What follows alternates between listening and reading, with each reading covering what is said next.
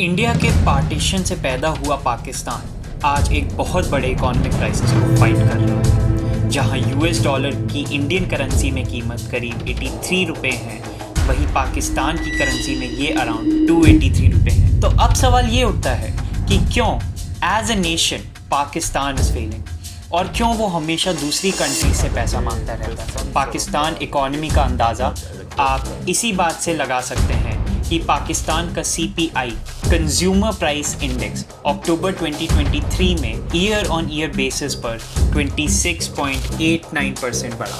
Petrol और diesel के rate 300 रुपये से भी ऊपर चले गए हैं।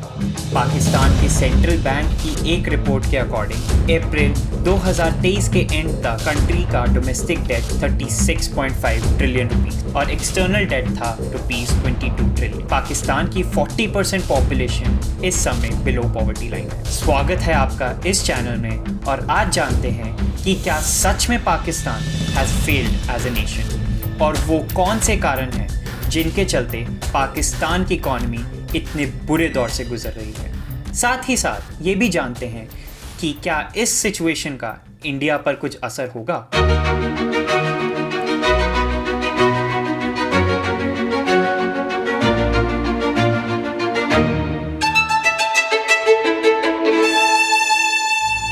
पाकिस्तान की इकोनॉमी की ऐसी हालत कोई 2 से 5 साल में हुई डेवलपमेंट्स के कारण नहीं हुए हैं। इसके पीछे कई डेकेड्स ऑफ बैड डिसीजंस हैं। सबसे पहले बात करते हैं पॉलिटिकल इंस्टेबिलिटी। इमरान खान को अप्रैल 2022 में पाकिस्तान के प्राइम मिनिस्टरशिप से हटाने के बाद पाकिस्तान की इकोनॉमिक कंडीशन बदतर होती जा रही है।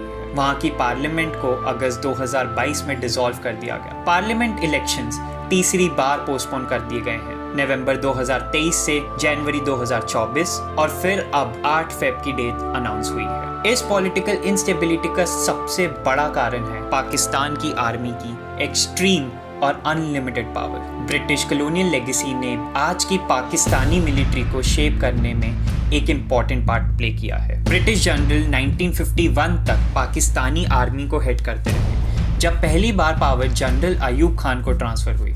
1958 अयूब खान ने मिलिट्री कू से पाकिस्तान के फर्स्ट प्रेसिडेंट इस्कंदर मिर्ज़ा को हटाकर पावर अपने हाथों में ले ली।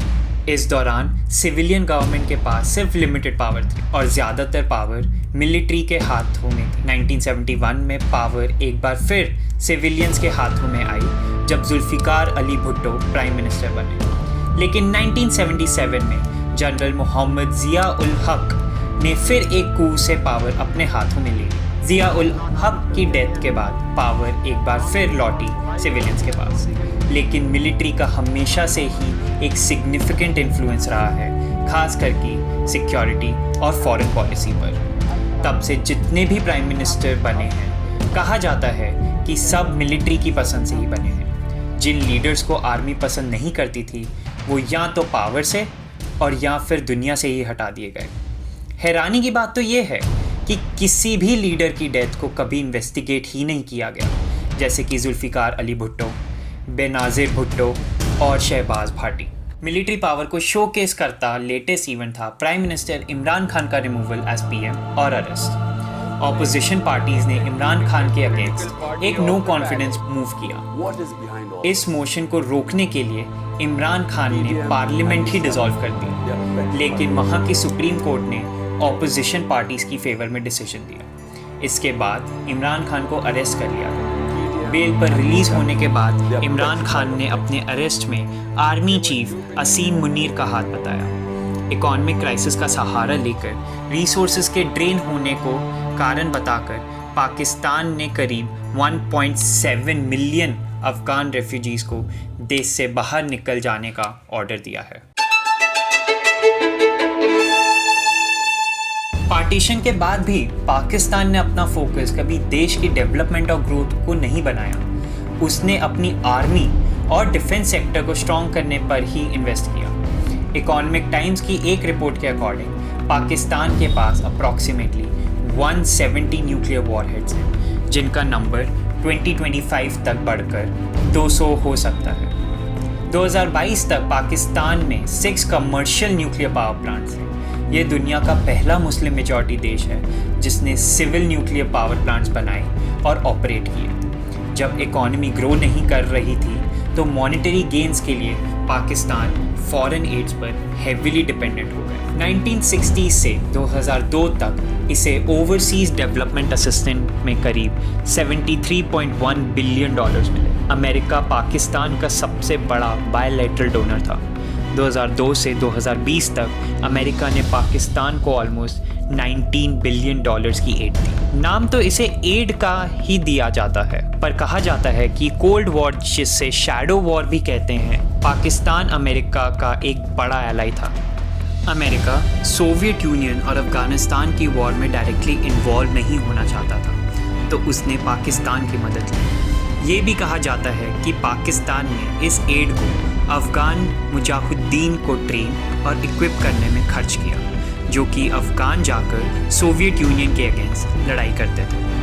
इससे अमेरिका का जहां डायरेक्ट इन्वॉल्वमेंट नहीं दिखा, वहीं अमेरिका का सोवियत यूनियन का अफ़गानिस्तान पर कंट्रोल ना होने देने का पर्पस भी सॉल्व हो रहा था। तालिबान का अफ़गानिस्तान कर कब्ज़ा होने के बाद पाकिस्तान की इसमें इन्वॉल्वमेंट कम हो गई और उसने इस पैसे का इस्तेमाल इंडिया में अनरेस्ट फैलाने में शुरू कर दिया। डोनाल्ड ट्रंप के प्रेसिडेंट बनने के बाद अमेरिका ने पाकिस्तान को दिया जाने वाला एड काफ़ी हद तक पुल आउट कर लिया, तो पाकिस्तान की फ्री की इनकम बंद हो गई। डोमेस्टिक इनकम सस्टेन करने के लिए काफ़ी नहीं थी, एक्सपोर्ट इनकम ना के बराबर कह सकते हो। एज पर अ स्टैटिस्टिका रिपोर्ट 2012 से लेकर 2022 तक पाकिस्तान का एक्सपोर्ट हर साल 20 से लेकर 31 बिलियन यूएस डॉलर्स के बीच ही रहा है। सबसे ज्यादा 2022 में हुआ 30.94 बिलियन यूएस डॉलर्स। इंडिया ने 2022 से 2023 में 770.18 बिलियन यूएस डॉलर्स का एक्सपोर्ट किया। क्योंकि पाकिस्तान हमेशा से ही फॉरेन एड पर डिपेंडेंट था, तो अब उसने लोन्स लेना शुरू कर दिया। वो चाइना, सऊदी अरेबिया और आईएमएफ से मनी बोरो करता रहा। इस एड का यूज पाकिस्तान ने अपनी कंट्री में कुछ इंफ्रास्ट्रक्चर डेवलपमेंट के लिए भी किया, क्योंकि जितना लोन लिया जा रहा था उतना रेवेन्यू जनरेट नहीं हो रहा था। धीरे धीरे ये डेट्स इंक्रीज और पाइल अप होने लगे। बढ़ते हुए लोन्स ने इस कंट्री को इकोनॉमिक शॉक्स के लिए वल्नरेबल बना दिया। स्टेबल गवर्नमेंट के ना होने से पाकिस्तान में बिजनेसेस ग्रो नहीं हो पाए। पाकिस्तान दुनिया की इकलौती ऐसी कंट्री है जिसकी आर्मी ना केवल कंट्री के मोस्ट ऑफ द बिजनेसेस को कंट्रोल करती है, बल्कि कमोडिटीज को भी, जैसे कि आटा, ऑयल और क्लोथ्स भी सेल करती है। ये मांगने का सिलसिला चलता ही जा रहा है। जुलाई 2023 में आईएमएफ ने पाकिस्तान के लिए 3 बिलियन डॉलर्स का एक बेल आउट पैकेज अप्रूव किया और 1.2 बिलियन डॉलर्स की फर्स्ट इंस्टॉलमेंट रिलीज की। अब 710 मिलियन डॉलर्स की सेकेंड ट्रांश के लिए पाकिस्तान ने आईएमएफ से टेक्निकल लेवल डिस्कशन स्टार्ट कर दी। इसी बीच गवर्नमेंट एम्प्लॉयज़ को सैलरी में फ्लैट 45% इंक्रीज देने की अनाउंसमेंट की है, जो कि एक बड़ा बर्डन हो सकता है। वर्ल्ड बैंक ने भी पाकिस्तान को वार्निंग दी है कि वो अपनी पॉवर्टी के अगेंस्ट बैटल में एक क्रिटिकल जंक्चर पर है और आने वाली गवर्नमेंट को बचाने के लिए कुछ इसेंशियल पॉलिसी रिफॉर्म्स इंप्लीमेंट करने पड़ेंगे।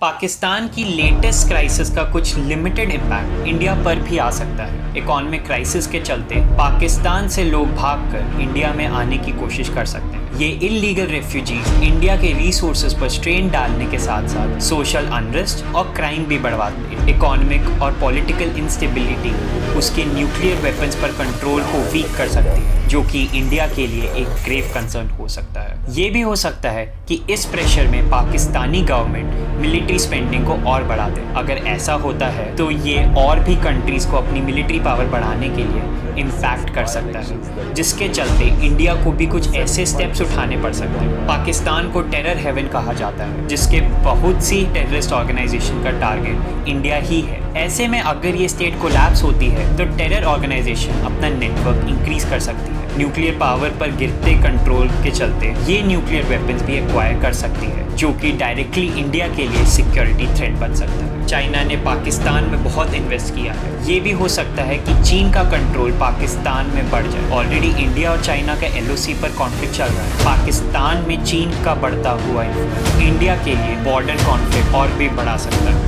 आने वाले कुछ महीने पाकिस्तान की केयरटेकर गवर्नमेंट के लिए भारी पड़ सकता है। अगर वहाँ की करेंसी और डिप्रिशिएट हुई तो इन्फ्लेशन और भी बढ़ सकता है। सऊदी अरेबिया, चाइना और UAE अगर सपोर्ट देते हैं तो वह सिर्फ शॉर्ट टर्म ब्रीदिंग रूम ही प्रोवाइड करेंगे। अपकमिंग इलेक्शंस का रिजल्ट, नई गवर्नमेंट के हाथों में कुछ चेंज करने की पावर और वर्ल्ड बैंक के सजेस्टेड रिफॉर्म्स को इम्प्लीमेंट करने से शायद ये इकोनॉमिक क्राइसिस कुछ इम्प्रूव हो सके। अगर ये वीडियो आपको अच्छी लगे तो do like, comment, share the video and subscribe to the channel. Bell icon press करना मत भूलें to receive the notification of the upcoming videos.